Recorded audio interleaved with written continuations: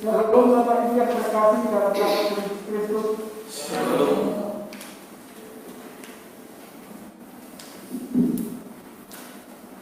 Salam sejahtera dan selamat hari Minggu bagi kita semua. Terpujilah Tuhan Allah yang telah memperkenankan kita kembali bersekutu dalam ibadah minggu hari ini, baik yang melakukannya di rumah maupun di gereja. Nama minggu kita hari ini adalah Minggu ke-13 setelah Trinitas, dengan mengangkat tema manusia tidak untuk diperjualbelikan. Marilah kita memasuki persekutuan kudus dengan Tuhan, menyembah dan memuji namanya dengan sorak-sorai. Sebelum ibadah, marilah kita terlebih dahulu sampai duduk sejenak untuk mengosongkan diri dan memberi tempat baginya untuk menguasai hati dan pikiran kita sampai duduk mulai.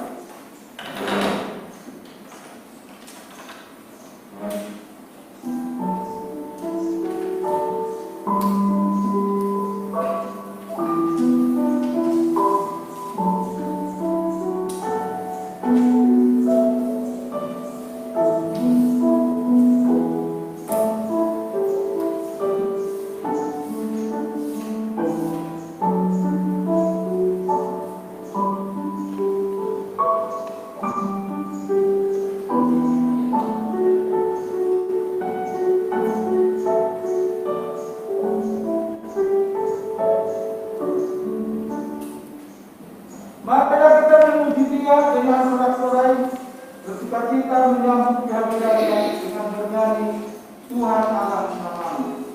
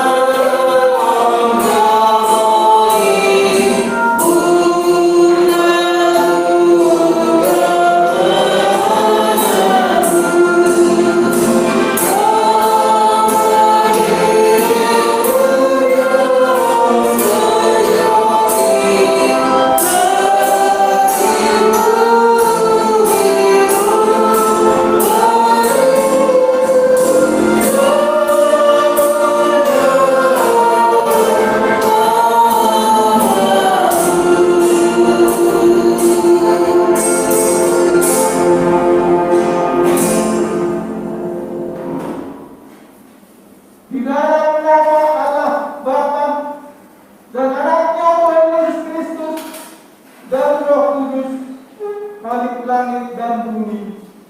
Amin. Allah menentang orang yang congkak, tetapi mengasihi orang yang rendah hati. Haleluya.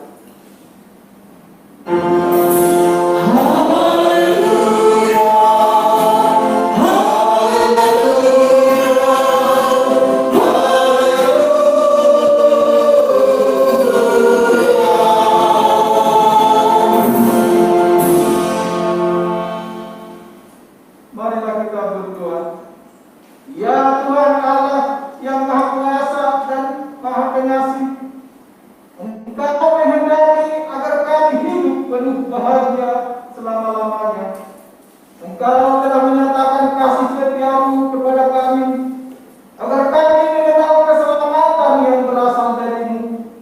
Karena itu, kami merendahkan diri kami dan memohon kepadamu, curahkanlah roh-Mu atas kami, agar kami percaya akan kasih-Mu dan senantiasa mendengarkan suara-Mu yang memanggil kami untuk menyambut anugerah keselamatan yang telah Engkau sediakan. Di dalam Yesus Kristus Tuhan kami. Amin.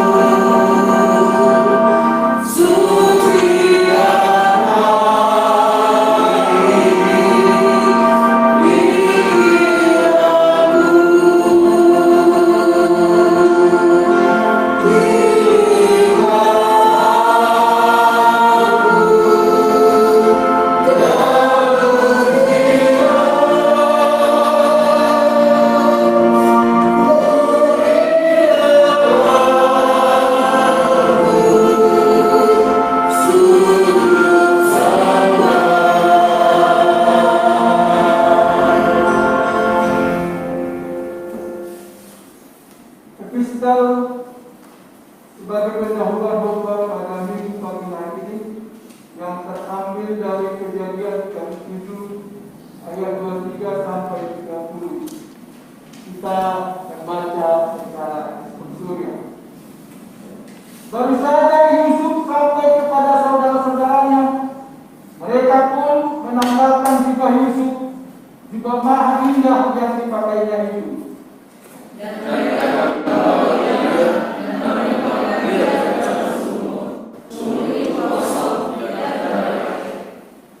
Kemudian duduklah mereka untuk makan. Ketika mereka mengangkat muka, kelihatanlah kepada mereka suatu kafilah orang Ismail datang dari Gilead dengan untanya yang membawa damar, balsam dan damar ladang. Dalam perjalanannya mengangkut barang-barang itu ke Mesir. Lalu mereka juga kepada saudara-saudara itu, apapun punya jangan menyikap darahnya. Marilah kita jual dia kepada orang Ismail ini, tetapi janganlah kita apa-apakan dia, karena dia saudara kita, darah daging kita. Dan saudara-saudaranya mendengarkan perkataannya itu. Jika atas Yusuf dia atas kemudian dibuatlah kepada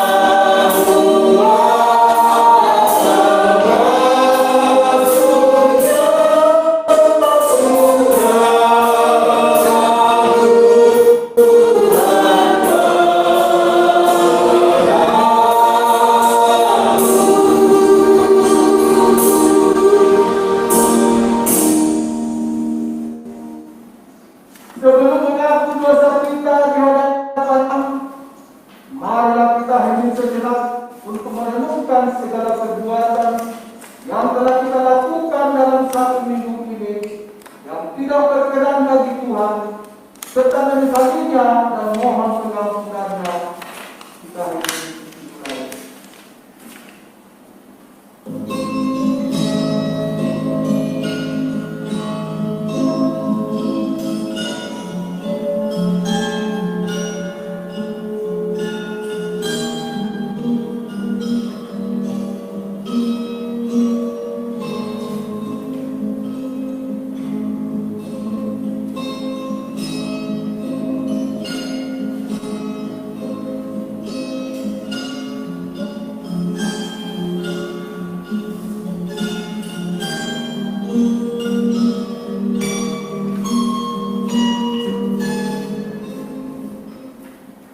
Kita berdoa. Ya Allah Bapa kami yang Maha Kuasa dan Maha Pengasih, kami orang berdosa yang hina ini datang ke hadapan-Mu yang Maha Suci dan yang Maha Mulia itu untuk menyembah sujud di hadapan-Mu, memohon keampunan atas segala dosa dan kejahatan kami, karena tiada kebenaran di dalam diri kami, dan kami senantiasa menyimpang dari jalan-Mu serta melanggar hukum-Mu.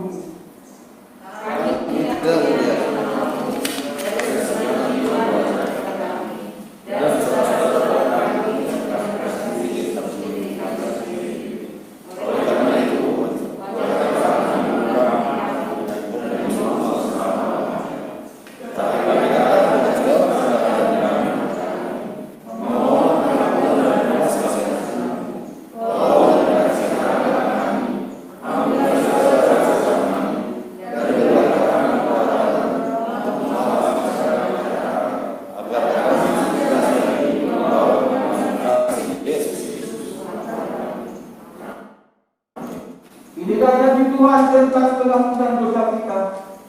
Hanya sesaat lamanya aku meninggalkan Engkau, tetapi karena kasih sayang yang besar, aku mengambil Engkau kembali. Dalam murka yang meluap, aku telah menyembunyikan wajahku terhadap Engkau sesaat lamanya.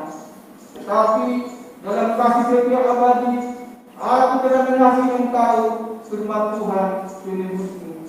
Segala kemuliaan bagi Allah di tempat yang maha tinggi. Amin.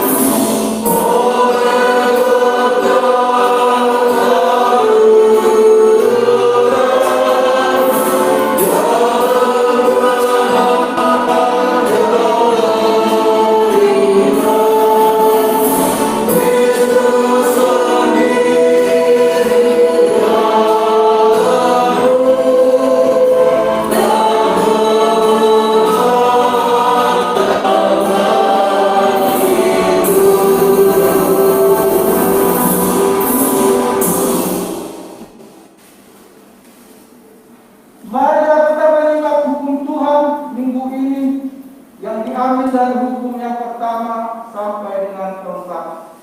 Inilah hukum Tuhan. Hukum yang pertama. Akulah Tuhan Allahmu, jangan ada padamu Allah lain di hadapanku. Hukum yang kedua.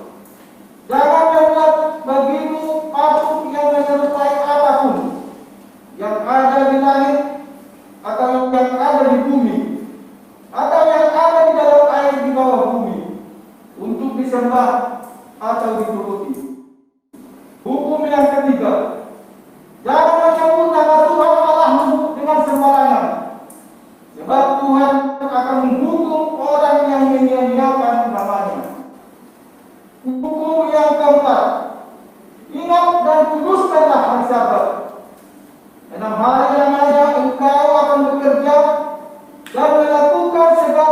pekerjaanmu. Tetapi hari ketujuh adalah hari Sabat Tuhan Allahmu. Maka jangan melakukan sesuatu pekerjaan, engkau atau anakmu laki-laki, atau anakmu perempuan, atau hambamu laki-laki, atau hambamu perempuan, atau hewanmu, atau orang asing yang berada di tempat kediamanmu. Sebab dalam hari lamanya Tuhan menjadikan langit dan bumi, laut dan segala isinya, dan Dia berhenti pada hari ketujuh. Itulah sebabnya Tuhan memberkati hari Sabat dan menguduskannya. Demikianlah hukum Tuhan untuk kita. Mari kita sama-sama memohon kekuatan dari Tuhan. Ya Allah kami, berikan kami kekuatan untuk melakukan yang sesuai dengan hukum-Mu.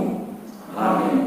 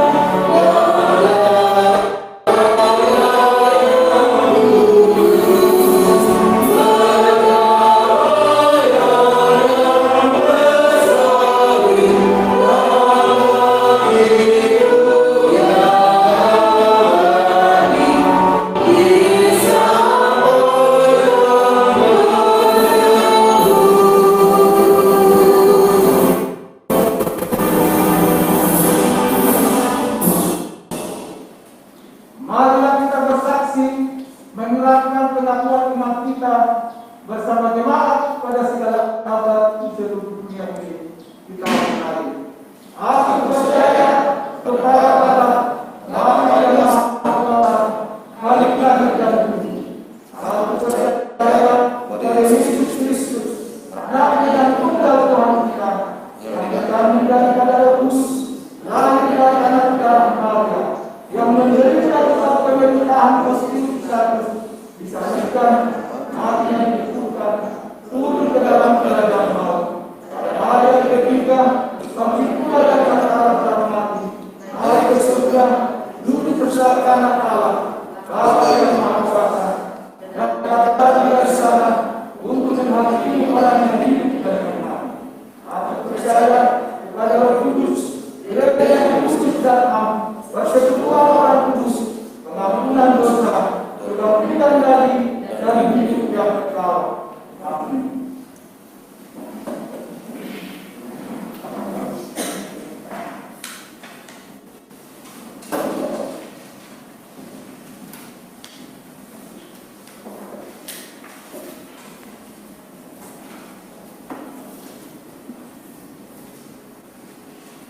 Jemaat Tuhan terkasih, baik yang ada di gereja dan yang ada di rumah, sejenak kita akan mendengarkan, menyimak warta pelayanan kita di sepanjang satu minggu ini ke depan.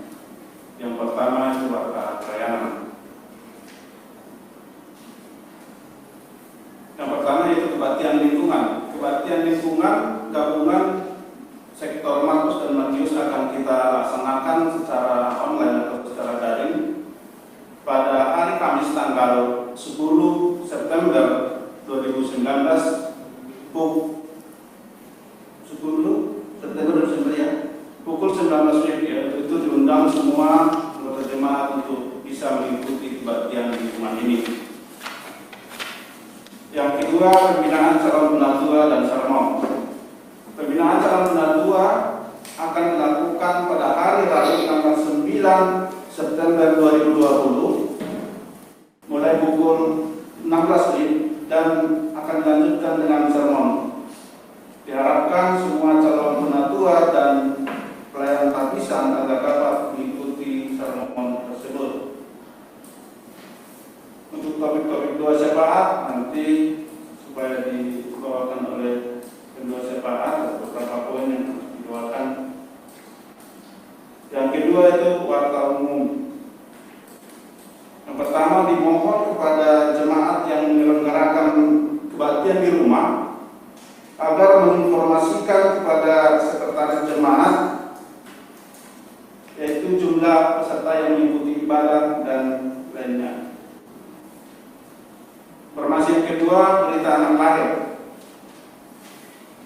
Tuhan telah mengaruniakan seorang putra kepada keluarga Jospen Manik Sihotang Inang Meliana berusia, yaitu pada hari Rabu tanggal 2 September 2020. Ibu dan anak dalam keadaan sehat. Jemaat mengucapkan selamat kepada keluarga ini. Semoga anak tersebut menjadi anak yang patuh dan taat serta takut akan Tuhan, diberkati selalu dalam pertumbuhan jasmani dan rohaninya. Selanjutnya, sidang umum jemaat. Sidang umum jemaat akan dilaksanakan pada hari Minggu tanggal 27 September 2020 sesudah kebaktian di gereja ini untuk pemilihan majelis jemaat periode 2020-2025. Bagi jemaat yang memenuhi syarat protokol kesehatan diundang untuk bisa bersama-sama kita hadir di gereja ini. Jemaat yang berulang tahun. Jemaat mengucapkan selamat ulang tahun kepada anggota jemaat yang berulang tahun dalam satu minggu ini. Yaitu yang pertama adalah Rijal Pasar Ibu pada tanggal 3 September kemarin, dan yang kedua Nyonya Stompo Hastari Mata Bos Tanggal pada tanggal 5 September. Tuhanlah kiranya yang memberikan berkat kelimpahan, berkat kekuatan, kesehatan, umur panjang dan sukacita pada jemaat yang berulang tahun dan juga keluarga. Selanjutnya, berita duka turut berduka cita. Majelis Jemaat GKP Jemaat Terus Payung mengucapkan turut berduka cita atas meninggalnya orang tua dari Atara Ruban Tobing, anggota PP, yaitu Oknum Pertama Ruban Tobing, tutup usia 56 tahun. Pada hari Kamis tanggal 3 September 2020 di Cikarang Dairi. Warta keuangan bisa kita simak dalam buletin yang ada pada kita masing-masing. Selanjutnya, panitia periodisasi.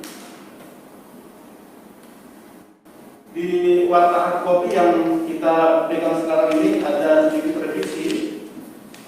Revisi yang sudah dibagikan lewat WhatsApp grup jemaat dan juga akan disosialisasikan oleh panitia periodisasi. Untuk itu, waktu dan tempat kami persilakan kepada panitia.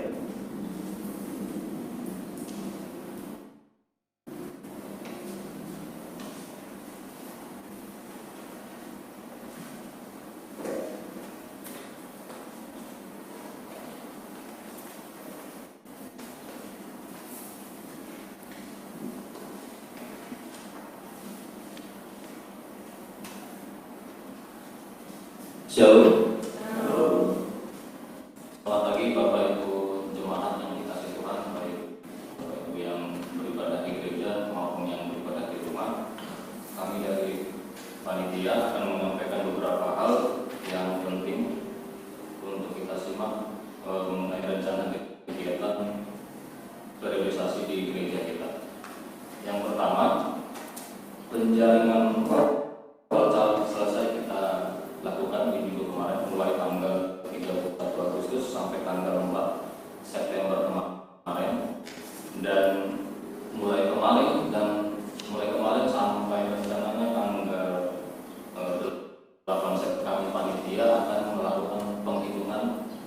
hasil pemilihan dari bakal calon majelis.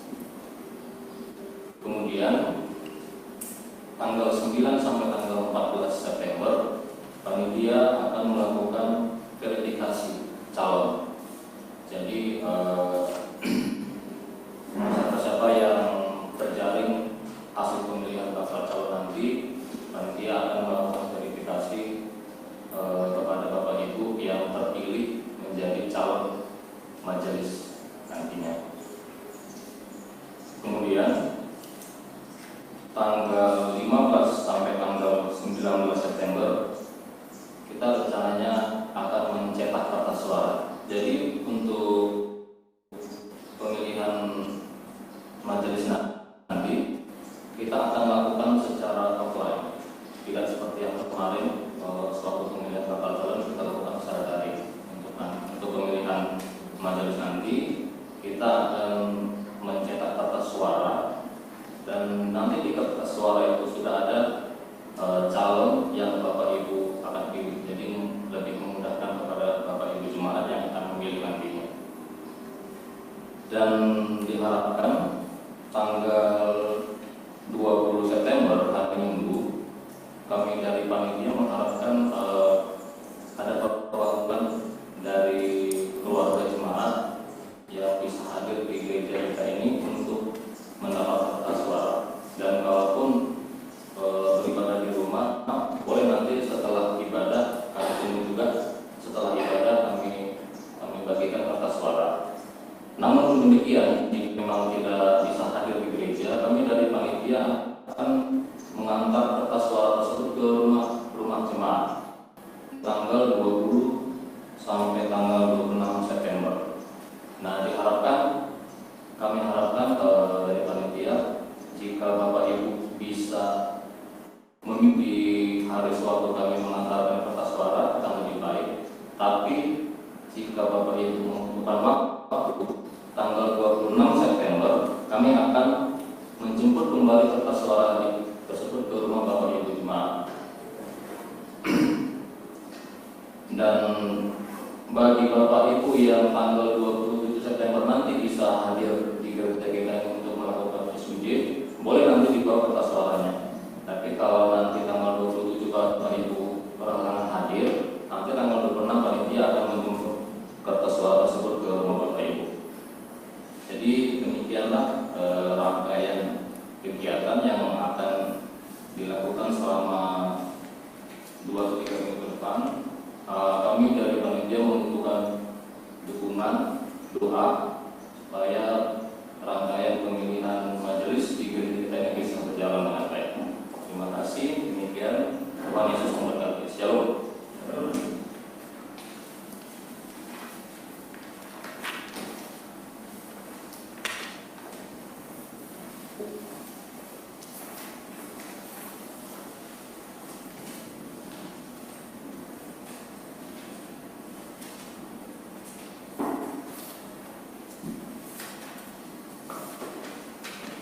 Jemaat Tuhan, mari kita menaikkan bersama kita kepada Tuhan. Kita satukan hati dan pikiran kita berdoa. Ya Tuhan, Allah Bapa kami yang surga, Tuhan yang kami puji dan kami sembah di dalam nama anak Tuhan Yesus Kristus. Segala hormat dan kemuliaan bagi Bapa, dan biarlah kehendak Tuhan terjadi atas dunia ini. Biarlah kehendak Tuhan terjadi atas seluruh bangsa dan negara kami, dan terlebih kehendak Tuhan terjadi atas jemaat di GDP Cimahi ini. Tuhanlah yang menguasai hati dan pikiran kami, supaya senantiasa kami menurut. Terima kasih Bapak untuk ibadah kami hari ini sudah berjalan dengan baik, dan biarlah pujian dan penyembahan kami kepada Tuhan dan doa-doa kami kiranya Tuhan dengarkan dan jemaat bersuka cita dan nama Tuhan dipermuliakan atas segala sesuatu yang kami lakukan dalam ibadah ini. Terima kasih Tuhan. Tuhan juga memberkati seluruh jemaat yang hadir pada saat ini di gereja ini, dan juga jemaatmu yang sedang beribadah di rumah secara online. Atas segala sesuatu yang kami alami pergumulan hidup kami ya Tuhan. Bahkan harapan dan cita-cita kami, rumah tangga lepas rumah tangga, pribadi lepas pribadi, biarlah kami sampaikan kepada Tuhan. Tuhanlah yang mengatur kami sesuai dengan kehendak. Dan bila mana kami dalam penantian akan jawaban doa kami, waktu Tuhan lain berindah buat kami semua. Yakinkan kami Tuhan, supaya apapun yang kami gumulkan, kami tidak jemu-jemu memohon kepada Tuhan, dan kami terus bersandar kepada Tuhan, dan kami harus mengaku Tuhanlah penolong kami dan gembala kami. Demikian juga jemaat di tempat ini, kami mohon ya Tuhan, Tuhanlah yang memberkati pertemuan jemaat-Mu. Biarlah jemaat-Mu ini tidak hanya bertumbuh dalam organisasi, tidak hanya bertumbuh dalam jumlah jemaat itu, tapi benar-benar bertumbuh dalam rohani itu, perubahan karakter yang semakin hari semakin dibaharui sesuai dengan karakter Kristus.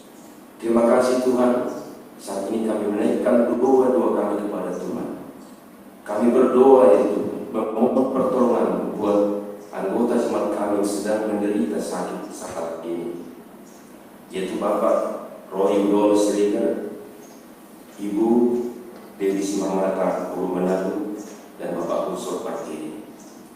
Kami tidak tahu apa yang mereka alami saat ini, dan seberapa sakit yang mereka alami, kami tidak dapat memahami. Tapi Engkau Tuhan yang Maha Pengasih, Tuhan yang Maha Penolong, Tuhanlah yang menjamah mereka supaya mereka dapat dipulihkan dan bersukacita bersama kami ya Tuhan, memuji menyembah Tuhan. Tuhan menguatkan iman mereka, pengharapan mereka pada Tuhan, bahwa Tuhanlah tabib yang ajaib, dokter di atas segala dokter dapat menyembuhkan segala penyakit. Tuhan juga memberikan kekuatan kepada keluarga supaya tetap mendukung mereka Tuhan, untuk dapat tetap kuat di dalam Tuhan.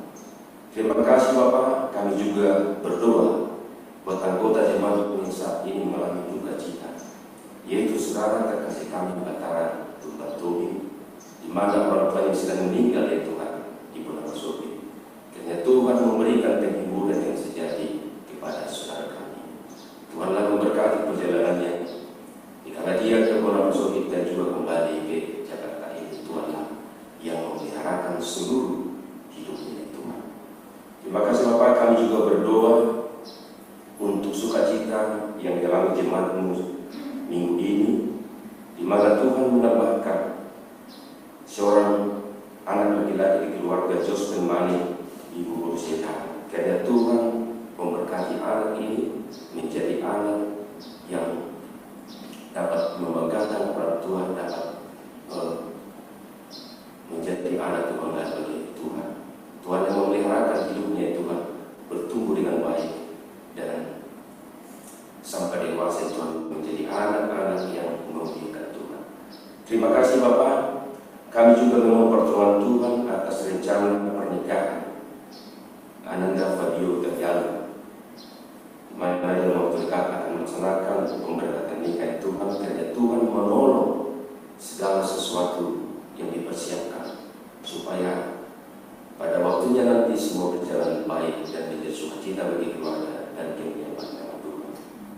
Kami juga memohon pertolongan Tuhan atas seluruh pasien yang menderita COVID-19 saat ini Tuhan, dimanapun mereka berada Tuhan. Tuhanlah yang menguatkan mereka, Tuhan yang menjamah mereka, supaya mereka dapat sembuh ya Tuhan, dapat beraktivitas kembali. Dan juga Tuhan menolong seluruh para medis, para dokter yang terlibat dalam proses pengobatan COVID-19, karena Tuhan memberikan kekuatan kesehatan dan juga hikmat daripada Tuhan untuk dapat membantu para pasien supaya cepat sembuh dan pulih Tuhan. Terima kasih Bapak.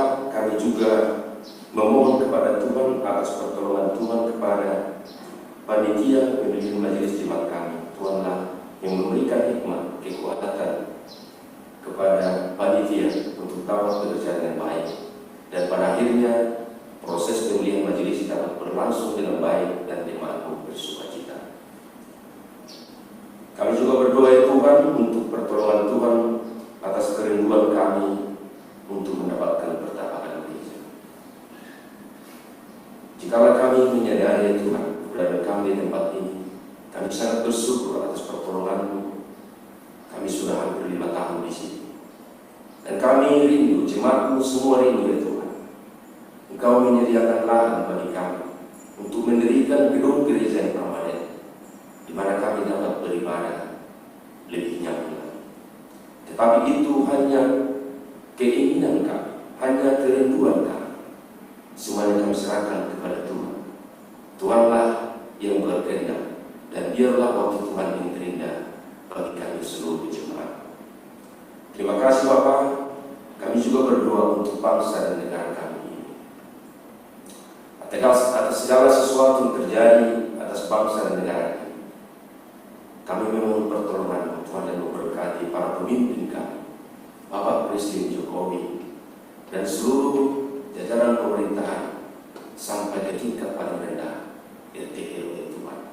Tuhan memberikan hikmat kepada mereka untuk dapat berbuat sebaik mungkin demi kesejahteraan rakyat di negara ini Tuhan. Dan biarlah anak-anak ini Tuhan menjadi yang taat akan Tuhan supaya dapat melaksanakan roda pemerintahan yang berkeadilan ya Tuhan menuju masyarakat Indonesia yang semakin maju ya Tuhan. Terima kasih Bapak, sungguh banyak yang kami mohonkan kehadiran Tuhan. Dan mungkin itu hanya sebagian dari keinginan kami ataupun kebutuhan kami. Segala sesuatunya kami serahkan kepada Tuhan. Tuhanlah yang menolong kami, menjadikannya lebih indah ya Tuhan di hari-hari yang akan datang. Dan sementara kami akan mendengarkan firman Tuhan yang akan diteguhkan oleh hamba, Tuhanlah yang mengurapi hamba dari seluruh keberadaannya Tuhan urapi, dan firman Tuhan benar-benar diteguhkan, dan kemuliaan Tuhan yang terjadi di tempat ini. Terima kasih Bapak, kami serahkan seluruh ibadah kami hari ini. Tuhanlah menolong kami, Tuhanlah tempat kami. Di dalam nama Anakku Tuhan Yesus Kristus kami berdoa dan mengucap syukur. Amin.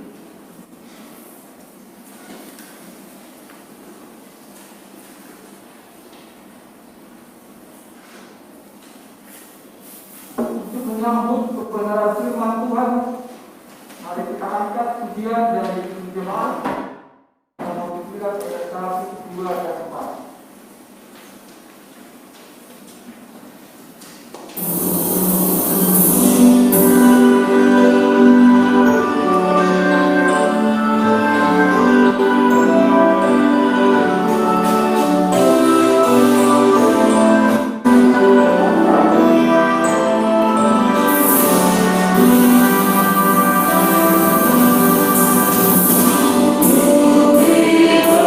Amin.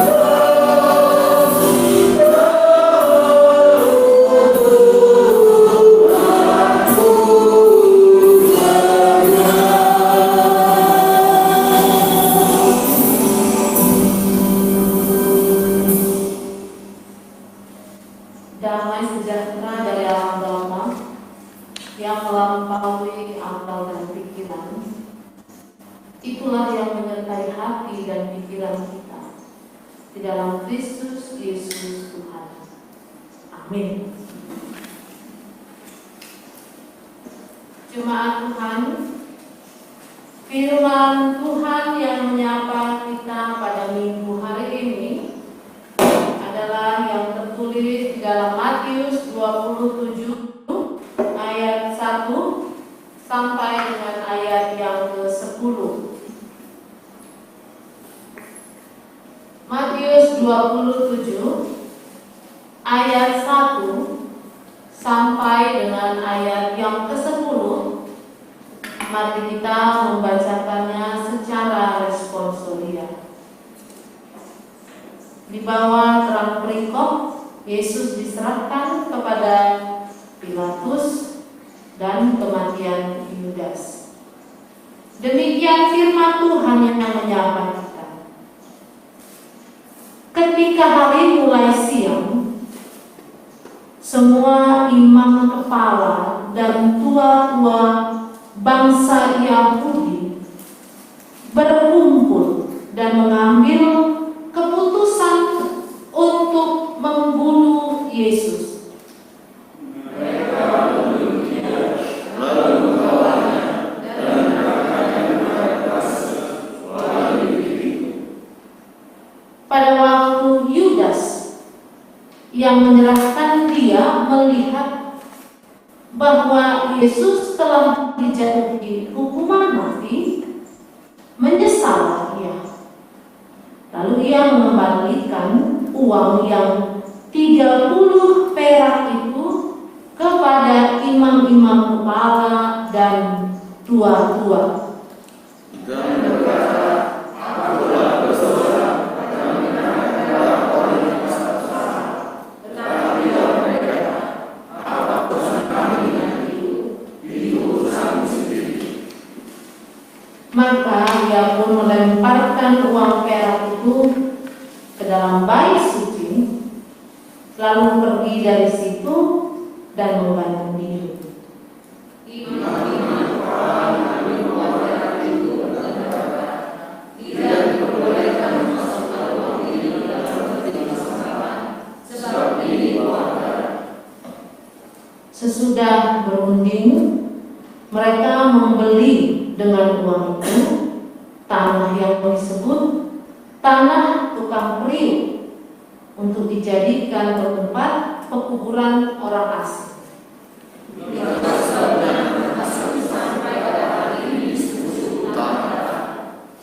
Dengan demikian genaplah firman yang disampaikan oleh Nabi Yeremia. Mereka menerima 30 uang perak, yaitu harganya yang ditetapkan untuk seorang menurut penilaian yang berlaku di antara orang Israel.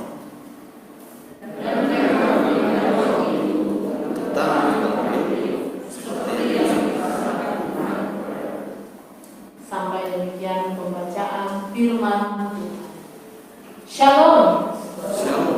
Bapak Ibu saudara-saudari yang ada di gereja maupun yang ada di rumah, firman Tuhan hari ini sebagaimana yang tadi sudah boleh bersama-sama kita bacakan dan kita hayati, tentu bukan suatu kisah, ya, bukan suatu cerita Alkitab yang asing, melainkan cerita Alkitab yang sangat familiar, bahkan bisa dikatakan salah satu cerita Alkitab yang sangat melegenda. Salah satu ya apa? Karena di dalamnya terdapat kisah alur cerita yang sungguh ironis, ya, sungguh ironis. Kalau kita baca tadi, berapa cerita ironisan cerita yang kita dapat? Apakah hanya tentang ironisnya? Apakah hanya tentang Yudas mengkhianati Yesus, menyesal, bunuh diri? Apakah itu saja? Menurut saya tidak. Bahkan di ayat 1 itu sudah terdapat suatu ironi kisah tentang orang percaya, tentang orang yang mengaku percaya kepada Tuhan. Dikatakan tadi bagaimana? Imam kepala, tua-tua bangsa Yahudi. Ini kan orang yang sudah ditokohkan, ya.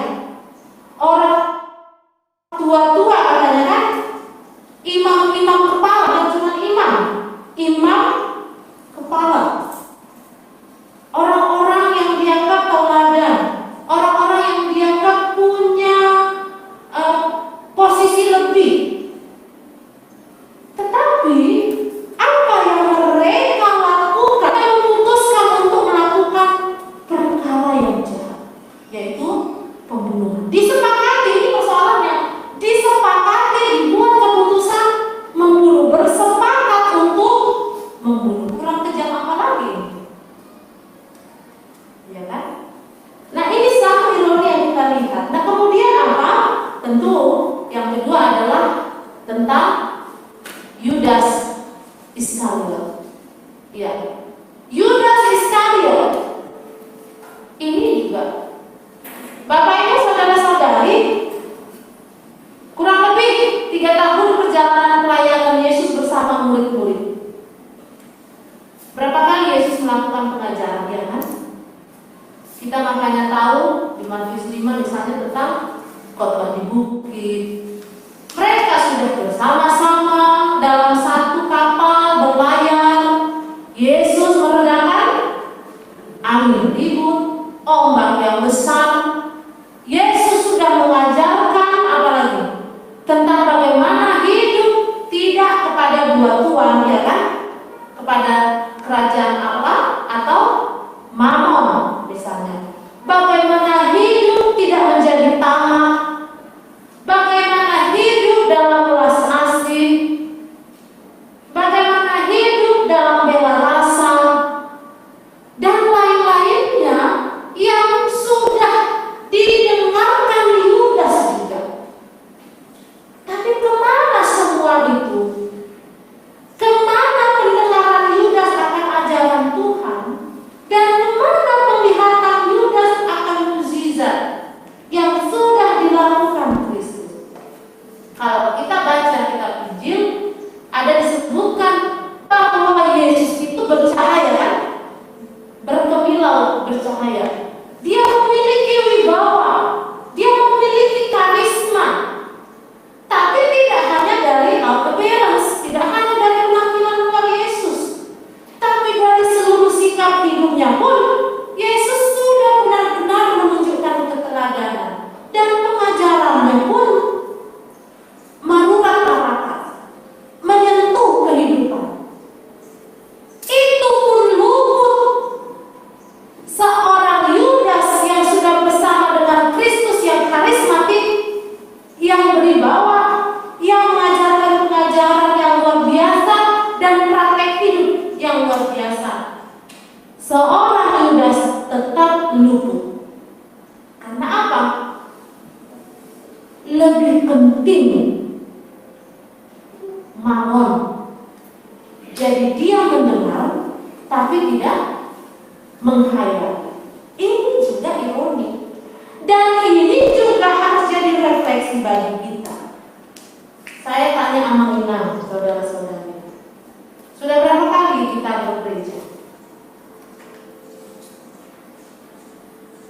Ada yang ingat? Beribadah dewasa, gak usah dulu sekolah minggu. Udah berapa kali ya? Kalau yang gak pernah absen gampang. Siapa yang gak pernah absen? Sekalipun. Tinggal hitung dan usia berapa dia masuk ke gereja dewasa. Kalau gak pernah absen, hitung tahun mulai sampai sekarang, ya kan? Minggu dibagi segala macam dapat. Ama kita ada nggak yang gak pernah absen? Gak ada ya? Setahun paling absen sekali ya?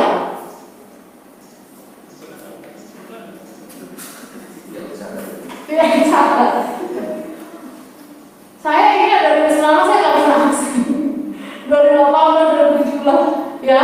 Di bawah itu kadang lupa ya, udah 5 tahun. Tapi bisa dikatakan minimal ya, barangkali apalagi pelayan. Paling enggak setahun itu paling minimal 1 kali lah mungkin. Atau malah nggak pernah nggak beribadah. Nggak pernah absen beribadah. Ya, harusnya begitu ya.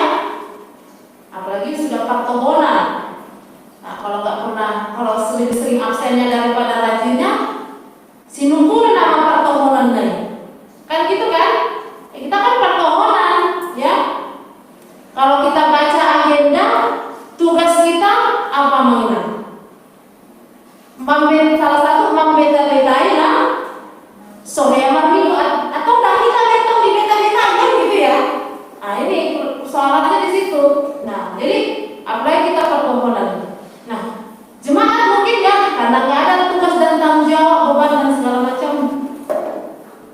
kadang mau nggak beribadah.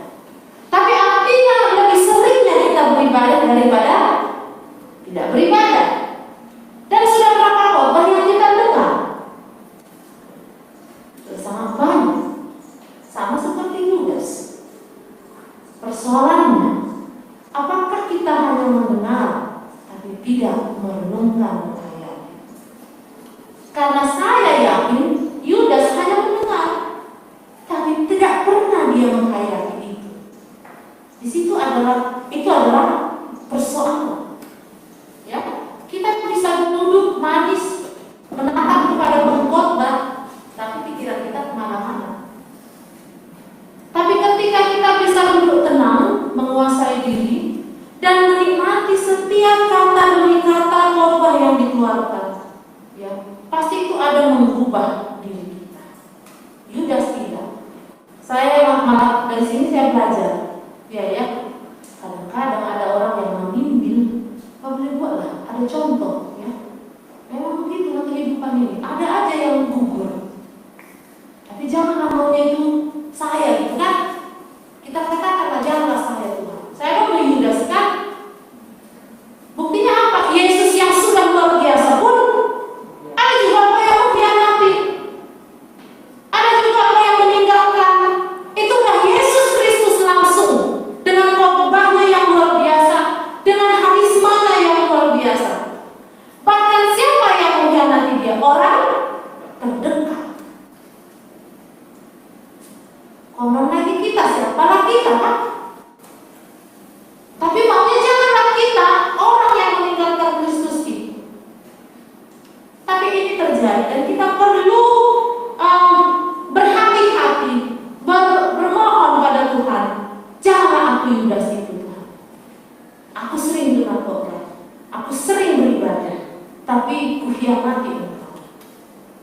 Bapak Ibu saudara-saudari, Yudas rela memperjualbelikan Tuhannya, gurunya, hanya demi 30 keping uang perak. Katanya, ya, kalau dikurskan, saya lupa itu kursnya, perhitungannya bagaimana begitu ya, ada yang menganalisa. Kalau dikurskan ini ke mata uang sekarang, dia kursnya dia konversikan ke yang apa? Mata uang Amerika, dolar ya. Saya kurang ngerti bagaimana cara ininya ya. Tapi intinya dia bilang kalau ini dirubah, dimaterialkan, paling 30 keping uang perak ini kalau di zaman sekarang itu sekitar 190 juta rupiah. 190 juta rupiah. Banyak atau sedikit amalnya? Ada yang bilang sedikit, ada yang bilang banyak.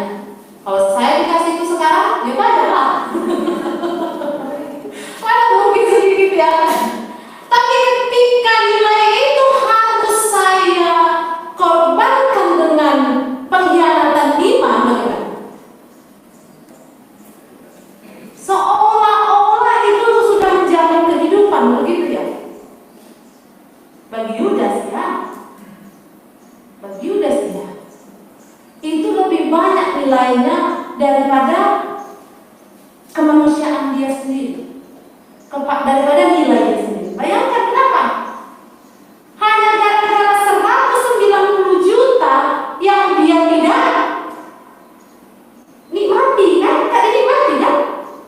Yang tidak dia nikmati, orang yang disauti keserakahan itu datang karena sedikit aja. Keserakahan itu datang, padahal uang itu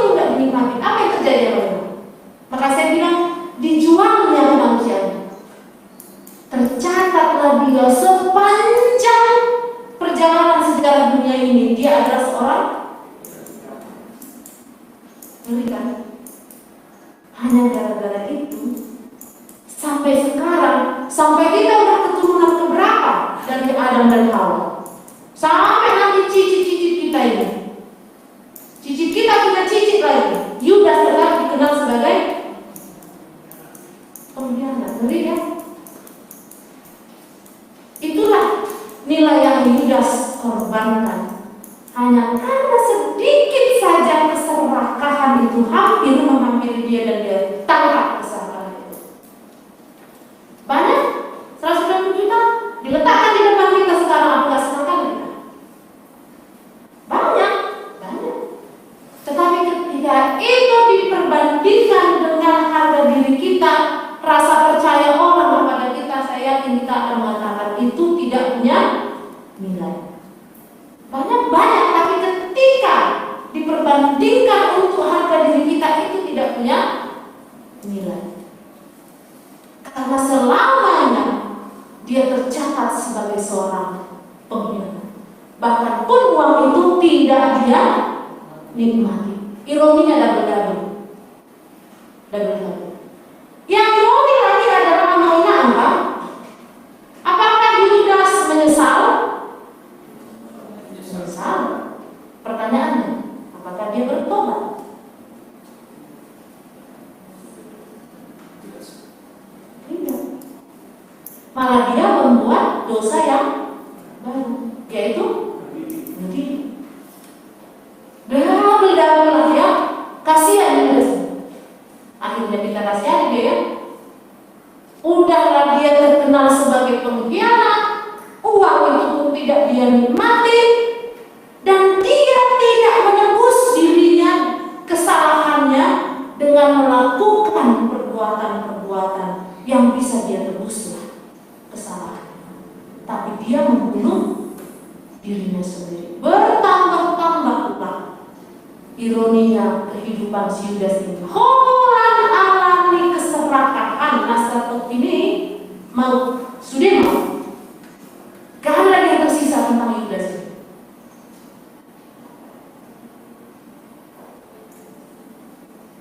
Bapak Ibu saudara-saudari jemaat Tuhan, Yudas menyesalinya. Maka dia katakan di ayat 4, apa dikatakan? Silakan.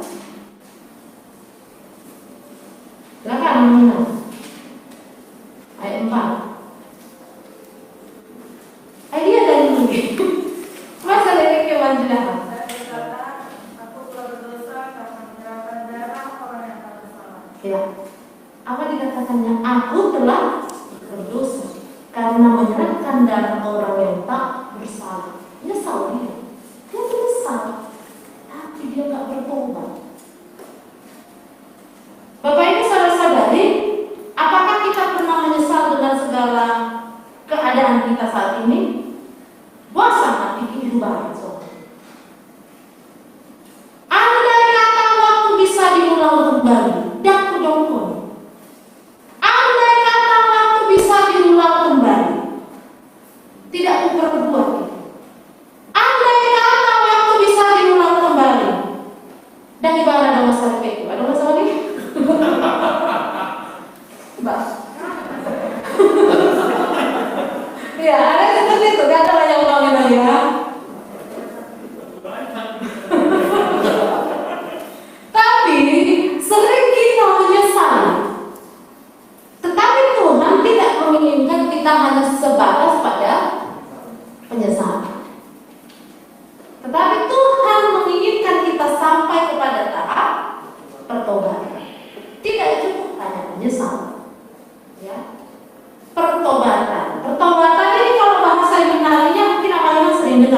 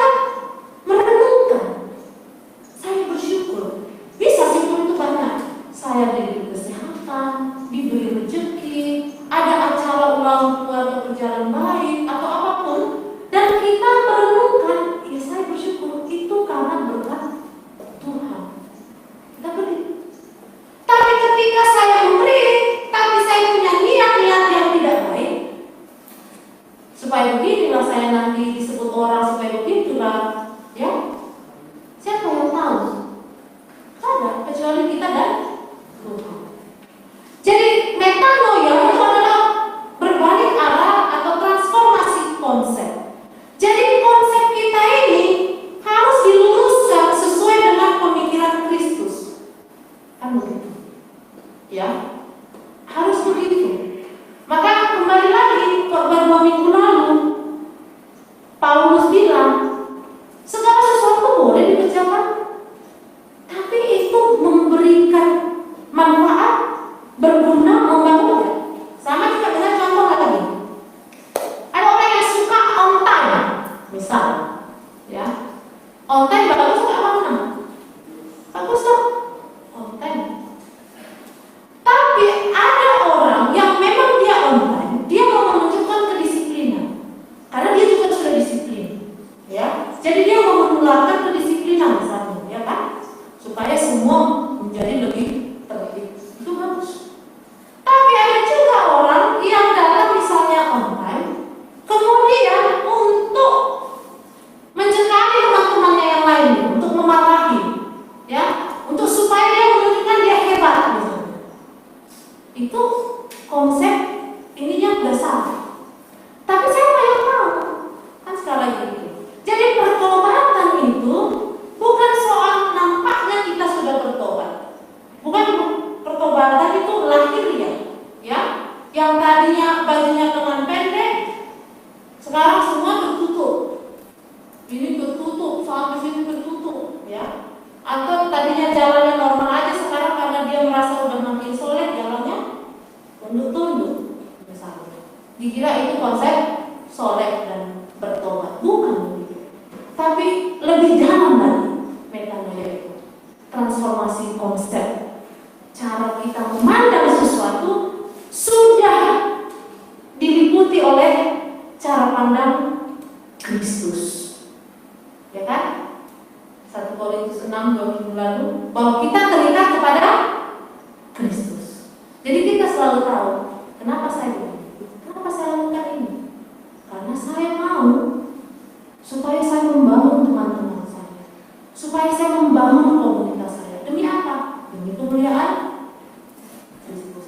Jadi ketika kita selalu bertanya tentang hidup kita ini, apakah sudah metanoia? Jadi metanoia itu bukan yang spektakuler. Kadang-kadang orang pikir pertobatan itu adalah tentang sesuatu hal yang bombastis, ya. Jadi orang suka dengan cerita-cerita bombastis untuk menaikkan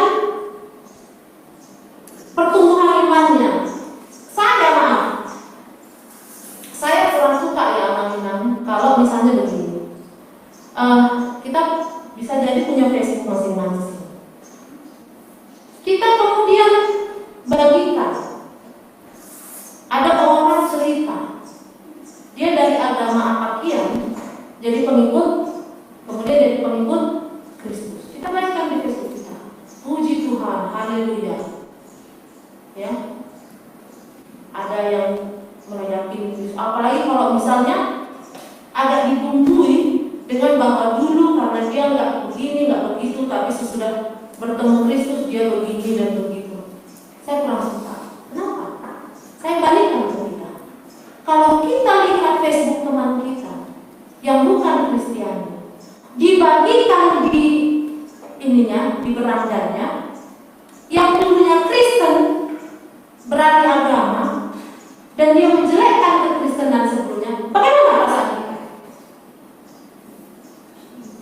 Jadi kita suka egois ya kalau orang beragama. Kita nggak suka kalau orang begitu kan, tapi kita suka kalau ini itu terjadi pada kita. Karena kita suka kisah yang bombastis. Saya pikir begini, ya oke lah, artis-artis kan banyak yang pindah agama segala macam, beri kesaksian segala macam. Kita kok bahagia sekali sih? Memangnya ukuran iman kita tergantung pada pertobatan dia. Kemudian kita anggap itu spektakuler dan bombastis dan yang lain-lain. Karena saya heran, yang sana pun begitu. Kalau ada yang pindah, terus kisahnya begini-begitu dulu, wah, bahagianya bukan main. Jadi karena saya heran, kenapa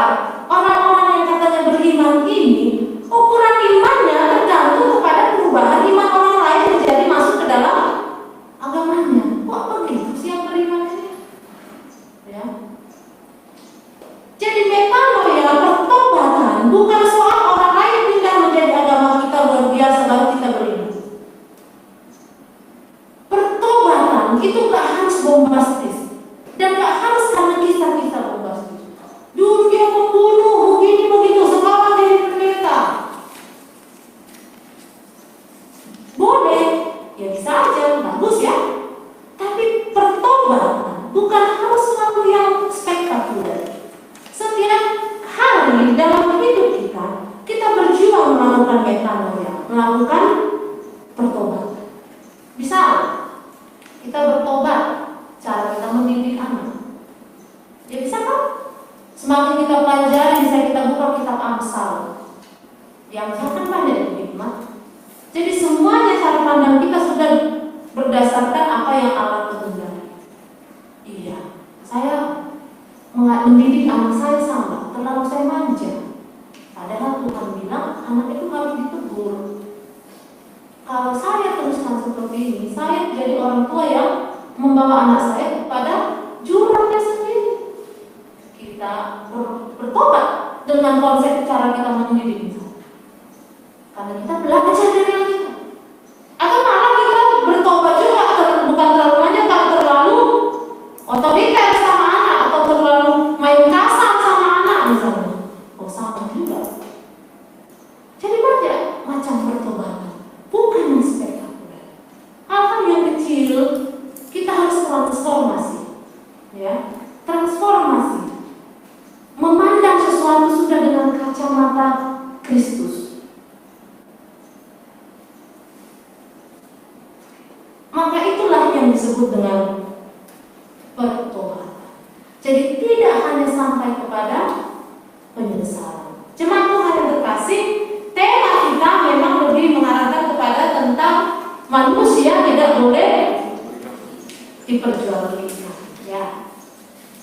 Sebenarnya tadi sudah kita singgung. Sebenarnya kalau saya bilang Yudas itu bukan hanya memperjualbelikan Kristus. Sebenarnya dia juga sedang memperjualbelikan dirinya sebenarnya kalau saya bilang.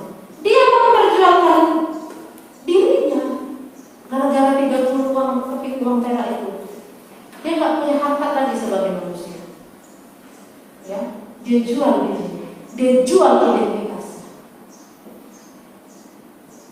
Maka marilah kita juga merenung bagaimana kita dalam kehidupan kita. Jangan hanya karena hal yang sedikit kita memperjualbelikan Kristus. Kita memperjualbelikan iman kita di hadapan Tuhan hanya karena kesalahan dan keserakahan yang tiba-tiba menghampiri. Amin.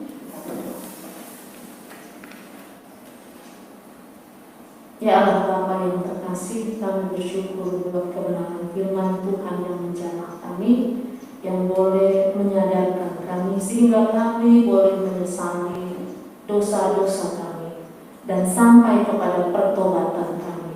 Bagaimana kami Tuhan boleh merubah cara pandang, cara pikiran kami, bukan lagi dengan cara pandang dunia, tapi dengan cara pandang Kristus yang sudah mengikat di dalam iman kami, ya Bapa. Tuhan, tapi kami tahu kami sering jatuh, kami sering alpa, kami sering tergoda, kami sering luput. Kami bersyukur Tuhan selalu memberi kami waktu. Tuhan selalu memberi kami kesempatan untuk melakukan pertobatan. Biarlah Tuhan Roh Kudus-Mu yang selalu mengingatkan kami, sehingga hari-hari yang kami jalani tidak hanya kami jalani begitu saja, tapi kami selalu merenung, mengevaluasi diri, mengambil hikmat dari setiap peristiwa kehidupan yang boleh kami jalani. Terima kasih Bapa, melalui Yesus Putra-Mu kami berdoa dan mengucapkan syukur. Amin.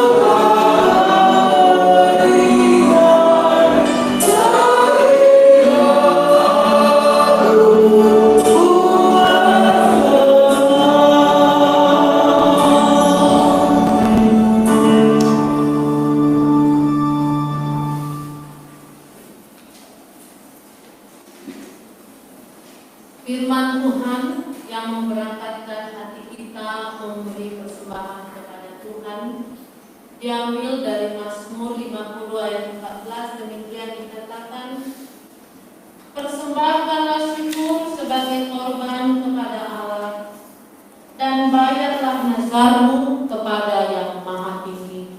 Amin. Kita mulai persembahan kita.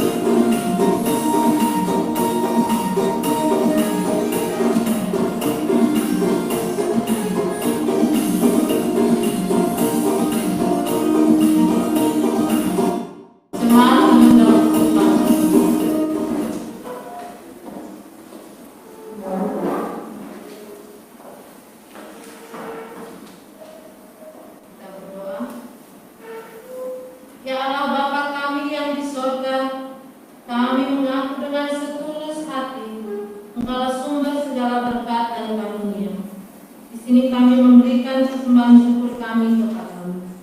Terimalah persembahan umat-Mu dan berkatilah menjadi kesaksian, persekutuan dan pelayanan jemaat-Mu ini. Jadikanlah hidup kami persembahan yang berkenan kepadamu, dan pakailah hidup kami untuk turut menghadirkan tanda-tanda kerajaan-Mu di seluruh dunia ini.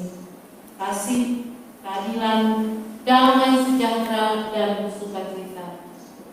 Bukalah hati kami oleh Roh Kudus-Mu, agar kami senantiasa mengucapkan syukur kepada-Mu. Di dalam nama Yesus Kristus Tuhan kami. Amin.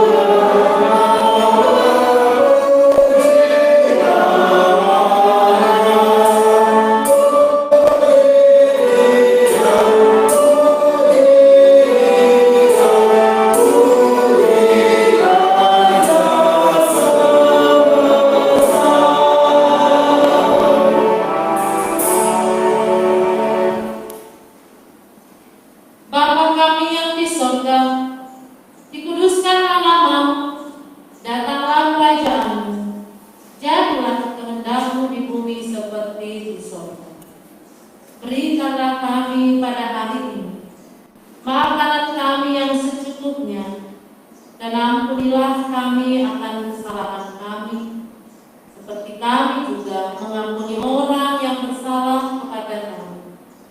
Dan janganlah membawa kami ke dalam pencobaan, tetapi lepaskanlah kami dari yang jahat.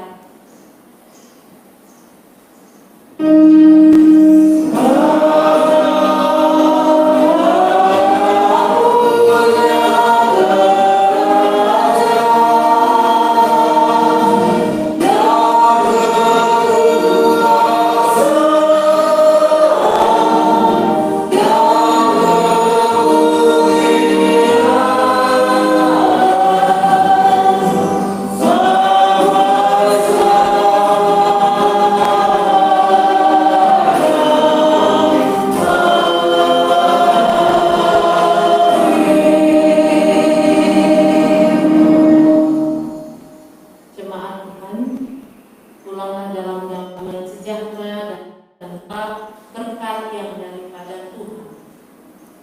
Tuhan memberkati engkau dan melindungi engkau. Tuhan menyinari engkau dengan wajah-Nya dan memberikan engkau kasih karunia. Tuhan menghadapkan wajah-Nya kepadamu dan memberikan engkau damai sejahtera.